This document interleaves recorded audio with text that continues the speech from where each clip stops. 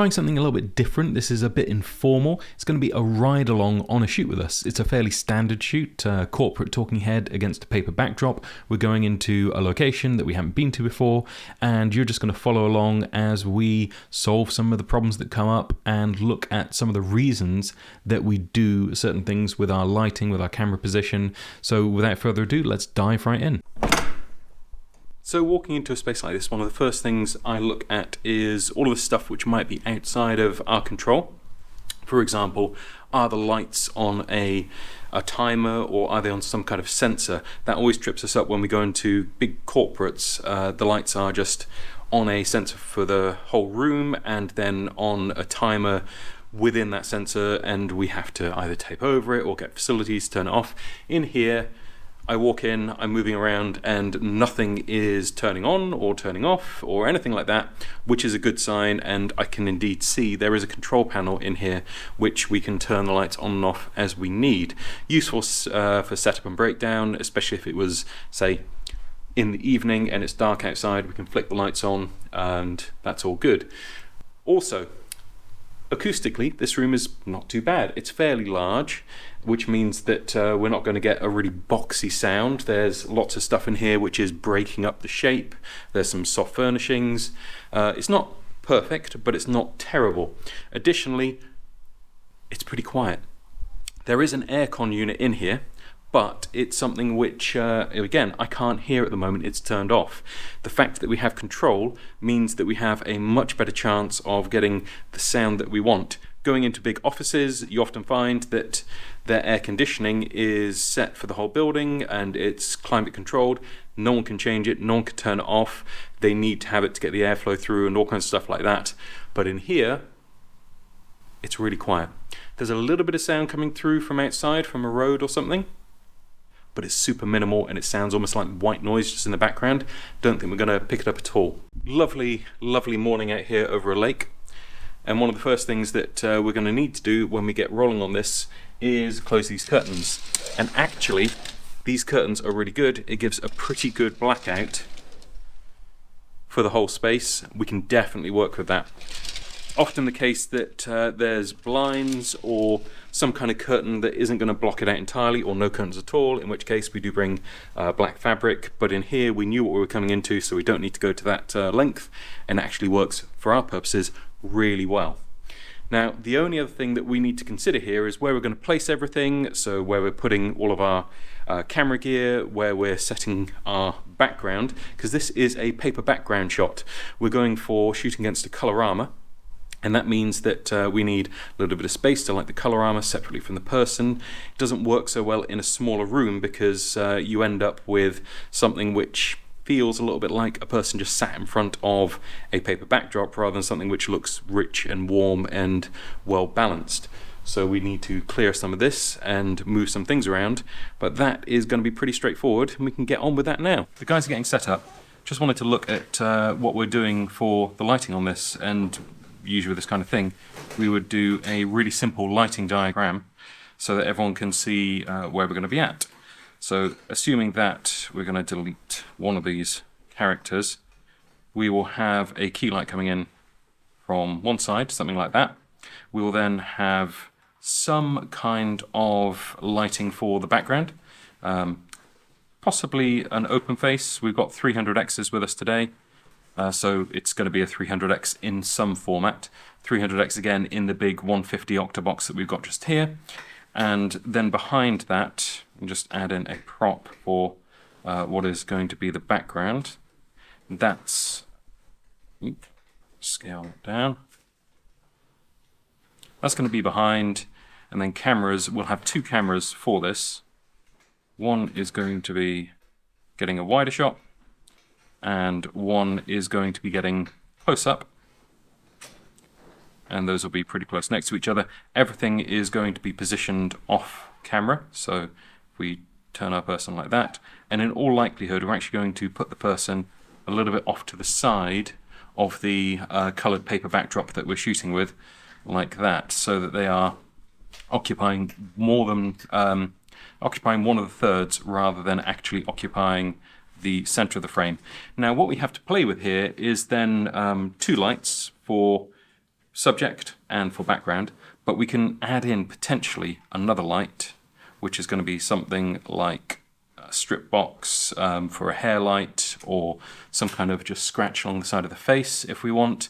We do have a steel combo boom to sling that out over the top if we wanted to, so we could get that quite far around, but you know, for the sake of argument, I'm just going to put that floating now.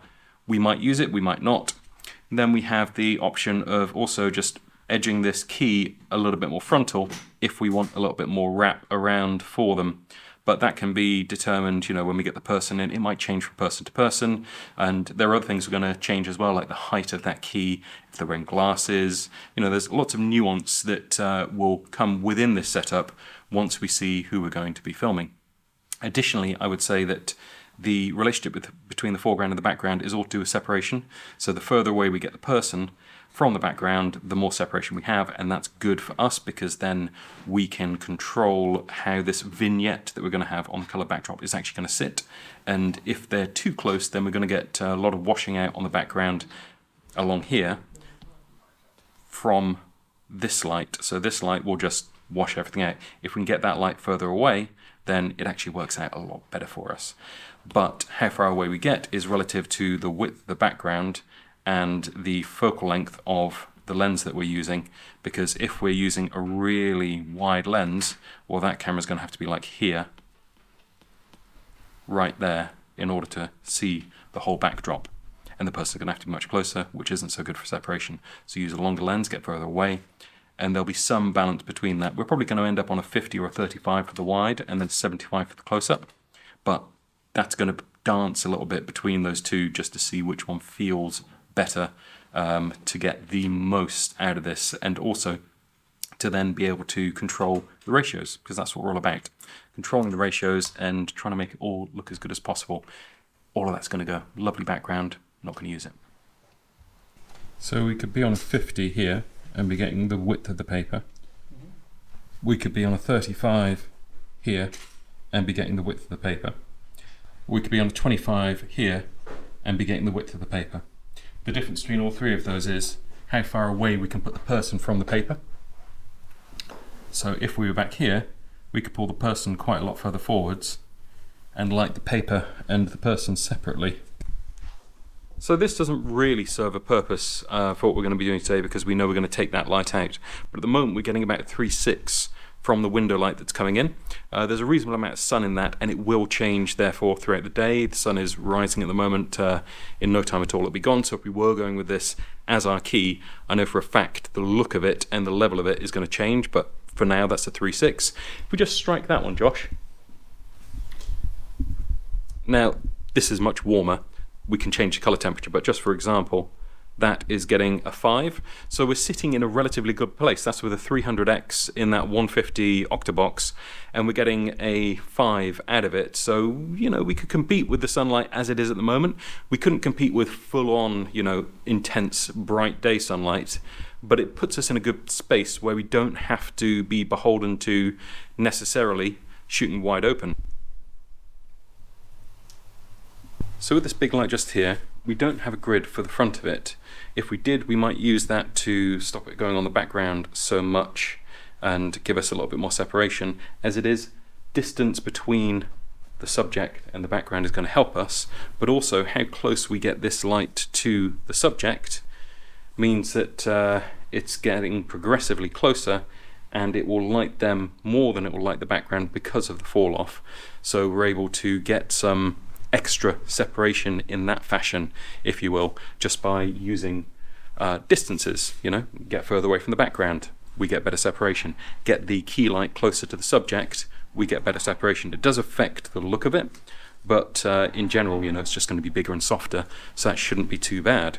So we're going to play with that. It's going to depend a bit on the person, and it's going to depend on the color of the background. This is quite a dark blue, and at the moment you can see the pattern of the windows coming in. So we're going to close those curtains, get our lights on, and see how it looks.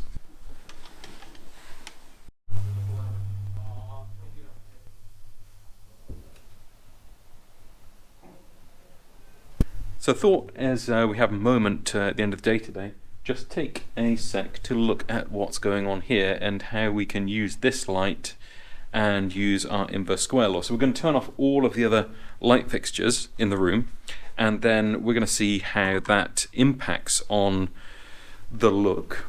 Surprise, surprise, Ben will be lit, the background will be darker. But then we're going to bring the light closer to Ben and further away from Ben and just see what difference it makes. Now, at a certain point, this is going to get into shot, but it's more the principle that I wanted to look at rather than whether it actually works in this particular scenario. So we're just looking at how that will affect things.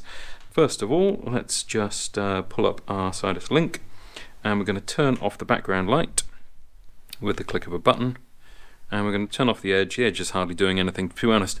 Our edge light just here, mostly for when we have a lady sitting in and she's got longer hair, and that will give a glossy, shiny effect on the hair. For men, I generally don't want it as much. I just have a little bit of it in there, maybe to balance it out so it doesn't feel completely different from what is happening with the lady. So we can turn that off, and now we have only the key light. And what we can do is actually move the key light around.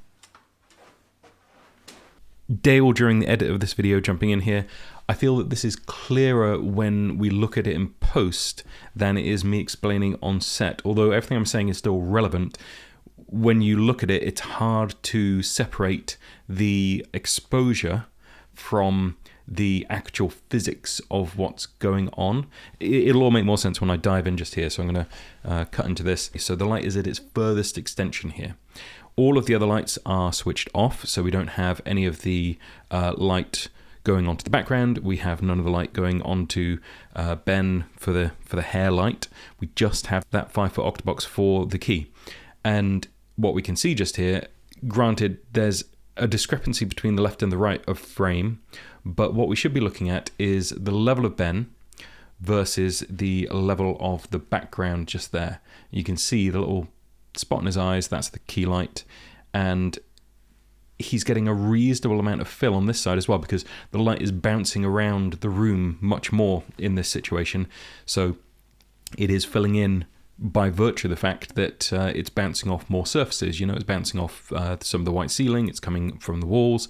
So although the level that Ben would be experiencing just here, if we've got a light meter on him, would be lower, he's actually getting light in places that he won't be getting as much proportionally. That's the key here, the ratios when we bring it in closer. So if we jump to the closer version, and that's got the light right in, well, we can see Ben's massively overexposed now, and that's where it starts to get confusing, because although he's overexposed just there, that isn't a mistake, that isn't unintentional. We would perhaps, if we are doing this in camera, we would iris down or something, but I know that we're shooting raw, and I know that it's all within the scope of just pulling it one way or the other in post. So if I bring the exposure down, we can get him to a decent exposure, and now we see the difference between these two shots is really dramatic. And what I've done is roughly balance the background to be the same. We could go even further, and maybe I will in a moment, but the background being the same allows you to see what difference it's made to your subject, and that is what we're all about just here. So you can see we have a deeper shadow on the left-hand side of Ben's face, left-hand to camera, his right, just there, and we have a much stronger key light over his face just there. So the difference by bringing that light in is that we're able to pull the subject out. So even though we're balancing the background to what we're seeing just here, and in fact, if I bring this over the top, and let's make this a little bit bigger. Yeah.